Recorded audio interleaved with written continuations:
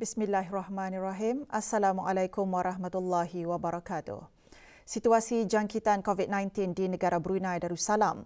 2 kes sedang berada dalam kategori 5 iaitu mereka yang memerlukan rawatan di unit rawatan intensif ICU dan 3 kes berada dalam kategori 4 iaitu mereka yang memerlukan bantuan oksigen dan di bawah pemantauan rapi. Kementerian Kesihatan memaklumkan jumlah keseluruhan pemberian vaksin dos pertama bagi kanak-kanak berumur 5 hingga 11 tahun ialah 84.3% dan 69.6% bagi dos kedua. Dalam pada itu, liputan bagi rakyat dan penduduk negara ini yang telah mendapatkan 3 dos vaksin adalah 72%.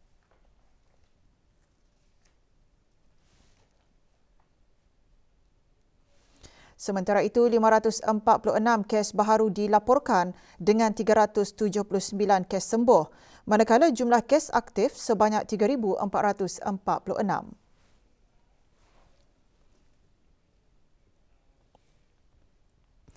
Penerbangan kedua bakal jemaah haji negara Brunei Darussalam selamat tiba di Kota Suci Madinah kira-kira pukul 7.10 malam tadi waktu tempatan. Rombongan seramai 206 bakal haji itu bertolak meninggalkan negara Kelmarin dengan menaiki pesawat Diraja Brunei RB BI 4203. Hadir di lapangan terbang antarabangsa Brunei Yang Berhormat Pihin Udana Khatib Datuk Paduka Seri Setia Ustaz Haji Awang Badaruddin bin Pengarah Datuk Paduka Haji Awang Osman, Menteri Hal Ehwal Ugama. Yang Berhormat Pihin Datu Lala Raja Meja Jeneral Bersara Datuk Paduka Seri Haji Awang Halbi bin Haji Muhammad Yusof, Menteri di Jabatan Perdana Menteri. Dan Yang Berhormat Datuk Seri Setia Dr. Awang Haji Muhammad Isham bin Haji Jaafar, Menteri Kesihatan. Juga hadir Awang Haji Khairuddin bin Haji Abdul Hamid, Pemangku Menteri di Jabatan Perdana Menteri dan Menteri Kewangan dan Ekonomi kedua selaku pengerusi Lembaga Pengarah Darussalam Holding Sendirian Berhad.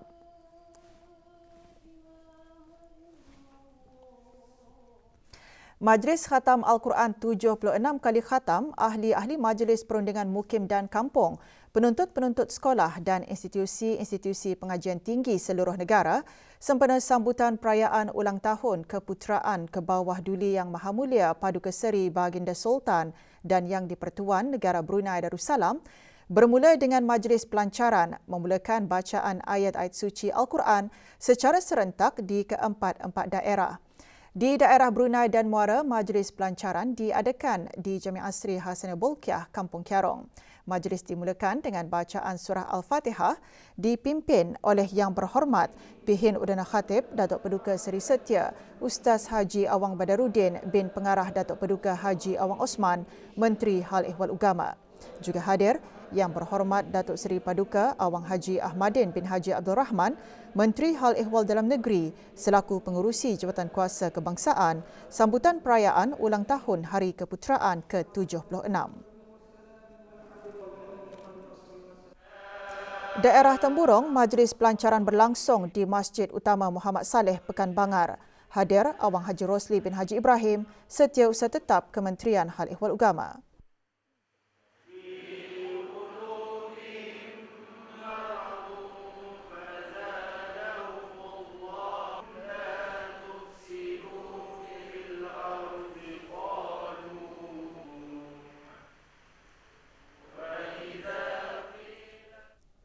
Di daerah Belait, majlis pelancaran diadakan di Masjid Muhammad Jamalul Alam Kuala Belait. Hadir Awang Amir Hairil bin Haji Mahmud, Setiausaha Tetap Keselamatan, Kesejahteraan dan Undang-Undang Kementerian Hal Ehwal Dalam Negeri.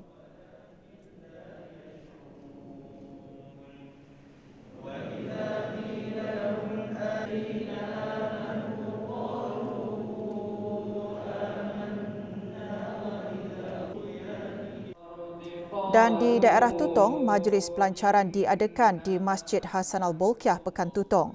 Hadir Pengiran Muhammad Amir Rizal bin Pengiran Haji Mahmud, Setiausaha Tetap Pentadbiran, Kewangan dan Estet di Kementerian Kebudayaan, Belia dan Sukan.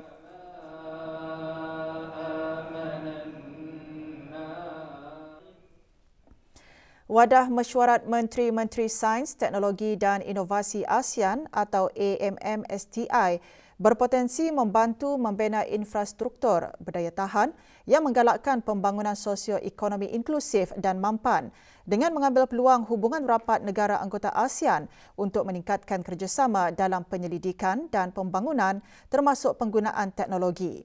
Menteri Pengangkutan dan Infokomunikasi menyatakan perkara itu pada AMM STI ke-19 secara maya. Yang berhormat Pengiran Syamhari bin Pengiran Datuk Paduka Haji Mustafa juga mengongsikan mengenai perkembangan dan komitmen negara Brunei Darussalam ke arah mencapai matlamat pembangunan mampan melalui beberapa inisiatif seperti penubuhan Electric Vehicles Joint Task Force dan pelancaran protokol hijau yang mendukung dasar kebangsaan perubahan iklim negara Brunei Darussalam. Mesyuarat turut memuatkan sesi bertukar pandangan mengenai kaedah memanfaatkan sains, teknologi dan inovasi dalam mencapai matlamat pembangunan mampan dan pemacuan peralihan kepada ekonomi rendah karbon melalui teknologi revolusi perindustrian keempat. Sebelum mesyuarat AMM STI 19, Mesyuarat Jawatankuasa Sains, Teknologi dan Inovasi ASEAN KOSTI ke-81 bersidang pada 13 sehingga 14 Jun yang dihadiri oleh Awang Haji Muhammad Nazri bin Haji Muhammad Yusof, Setiausaha Tetap Kementerian Pengangkutan dan Infokomunikasi selaku pengurusi negara Brunei Darussalam bagi ASEAN KOSTI.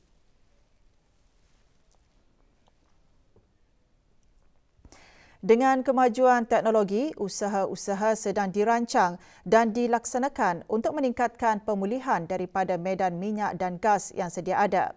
Di samping itu, garis panduan dan peraturan yang berkesan juga dikuatkuasakan bagi mencapai pengeluaran minyak dan gas yang mampan. Kemarin, pihak berkuasa Petroleum Negara Brunei Darussalam menganjurkan simposium tenaga. Simposium bersempena persidangan dan pameran pertengahan tahun Brunei MYCE 2022. Minggu tenaga itu diadakan di Pusat Persidangan Antarabangsa Berakas. Simposium dirasmikan oleh Datuk Seri Paduka Awang Haji Mat Satejo bin Sokiau, Timbalan Menteri Jabatan Tenaga di Jabatan Perdana Menteri. Terdahulu, Haji Azhar bin Haji Yahya, Setiausaha Tetap Jabatan Tenaga, Jabatan Perdana Menteri, dalam ucapannya berkata, simposium membincangkan pandangan tentang cara membentuk masa depan baharu bagi industri minyak dan gas di negara ini. Tuan Yang Terutama Profesor Hidetoshi Nishimura, Presiden Institut Penyelidikan Ekonomi untuk ASEAN dan Asia Timur ERIA, dalam ucap pertama secara maya, antara lain menyentuh cabaran-cabaran peralihan tenaga ASEAN.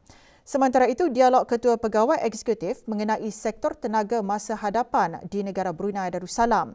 Antaranya mengongsikan pandangan dalam membentuk masa depan baharu bagi industri tenaga negara. Simposium disertai oleh 230 peserta. Untuk menghimpunkan pakar-pakar industri daripada negara Brunei Darussalam, serantau dan dari antarabangsa untuk mengkongsikan maklumat terkini mengenai cabaran-cabaran yang dihadapi masa ini, best practice dan sebagainya. Jabatan Tenaga di Jabatan Perdana Menteri kemarin melancarkan rangka kerja kompetensi sumber manusia sebagai sebahagian daripada acara Minggu Tenaga di Persidangan dan Pameran Pertengahan Tahun Brunei MYCE 2022. Rangka kerja tersebut diwujudkan sebagai mekanisme pembangunan strategik sumber manusia bagi Jabatan Tenaga, Jabatan Perkhidmatan Elektrik, Otoriti Petroleum dan Otoriti Kebangsaan Keselamatan, Kesihatan dan Alam Sekitar China dalam membantu pertumbuhan kapasiti dan kompetensi tenaga kerja selaras dengan pembangunan sektor tenaga. Pelancarannya disempurnakan oleh Datuk Seri Paduka Awang Haji Mat Satejo bin Sokiau, Timbalan Menteri Jabatan Tenaga di Jabatan Perdana Menteri. Dayang Nur Ashikin binti Muhammad Saleh, Pengarah Bahagian Sumber Manusia dan Korporat di Jabatan Tenaga, dalam ucapannya berkata, dengan mentakrifkan piawaian prestasi pada tahap kompetensi yang diperlukan, rangka kerja tersebut jelasnya berfungsi untuk menutup sebarang jurang kompetensi. Sementara itu, Dayang Suraini alias Siti Rahmah binti Haji Mansur, pemangku pegawai tugas-tugas khas di Jabatan Tenaga berkata, Rangka kerja tersebut membolehkan kaki tangan melakukan penyelarasan penilaian kecekapan sendiri.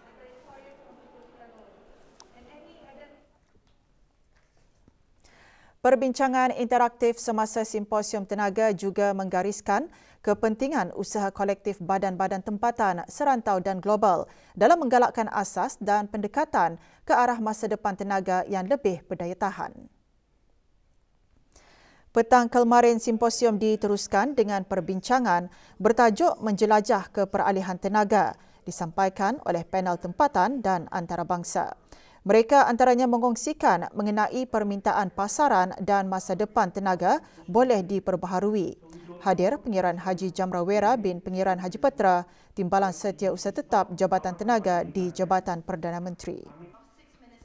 Sesi diteruskan dengan perbincangan mencungkil bakat tempatan dalam sektor tenaga yang menggambarkan keseluruhan strategi dan rancangan daripada Jabatan Tenaga di Jabatan Perdana Menteri dan pihak berkepentingan dalam membangun bakat tempatan bagi memasuki projek hiliran, program peningkatan kemahiran dan kerjasama industri dan institusi.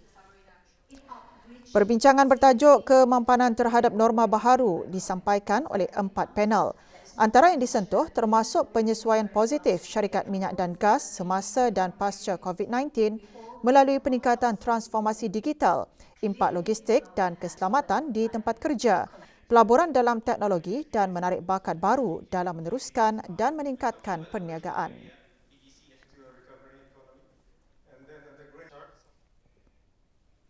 ...309 pegawai dan anggota pangkat rendah pasukan polis di Raja Brunei kemarin menerima pingat kerja lama polis PKLP. Majlis penyerahan berlangsung di Dewan Banquet Mess Kompleks Ibu Pejabat Pasukan Polis di Raja Brunei. Penyampaian disempurnakan oleh Datuk Paduka Seri Awang Haji Muhammad Irwan bin Haji Hambali, Pesuruhjaya Pasukan Polis di Raja Brunei.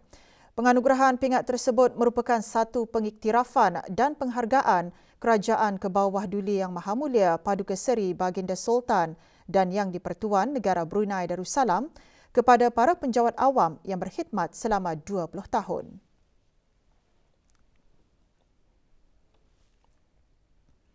Berita baik kepada para pencari kerja tempatan. Pameran Kerjaya Universiti Brunei Darussalam UBD kini dibukakan kepada orang ramai sehingga esok bermula 8 pagi hingga 4.30 petang di Dewan Chancellor UBD.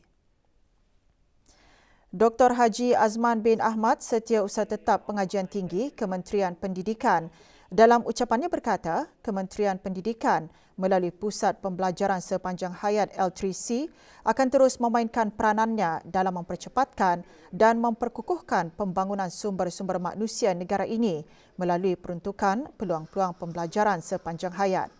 Justru institusi-institusi penyedia latihan dan industri digalakkan untuk bekerjasama bagi membangunkan model insan negara dengan set kemahiran dan minda yang diperlukan. Dengan bertemakan mengubah perspektif, pameran kerjaya UBD bertujuan menyokong mahasiswa UBD dan alumni di samping mengurangkan kadar pengangguran melalui pendedahan memulakan perniagaan. Tahun ini, pameran kerjaya melibatkan 45 penyertaan daripada sektor awam dan swasta yang menawarkan lebih 500 peluang pekerjaan.